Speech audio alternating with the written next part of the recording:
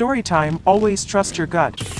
I'm 22 male, and my roommate were supposed to go out with one of my classmates, but I'm alive, because I never did. We'll call this classmate Sam. Sam was kind of weird, but in a harmless sort of way. Truth be told, he really annoyed me, but I didn't want to be rude when he invited us out, so I agreed. At first I didn't want to go because I just didn't want to deal with it, but as it got closer and closer to the day, something in my gut told me not to go. The day we were supposed to get together, I was so anxious I felt sick to my stomach. My roommate kept telling me I was overreacting, and I tried to let it go, but an hour before I was supposed to leave, I couldn't ignore it anymore. Something inside of me was begging and pleading with me not to go. I pretended to be sick and told my roommate I couldn't go. He was pretty pissed, but left and went out with Sam anyway. As soon as my roommate left, this wave of relief washed over me, and I went straight to bed. Then hours later, the nightmare began. I was woken up by someone knocking on my door, but there was something weird about it. Someone would knock, and then I would hear scratching, and then weak knocking again. I was terrified as I made my way to the door, but then I heard what sounded like my roommate's voice. When I opened the door, what I saw filled me with panic and regret. My roommate was laying on the floor in nothing but a tank top, and he was soaking wet, but whatever he was covered in smelled like gasoline. I tried to get him into the house, but he was really slippery, and as I was struggling, I saw someone watching me out of the corner of my eye. Standing at the end of the hall was Sam. As soon as we locked eyes, he started sprinting down the hall towards me and my roommate. I pulled as hard as I could, got my roommate inside, and closed the door just in time. Sam sat outside, banging on the door until the police showed up. After that, I saw Sam around campus, but I switched classes and just avoided him. A year later, Sam was on the news for unspeakable, sickening things. For example, some of his victims were missing eyes. Sam taught me you should always trust your gut.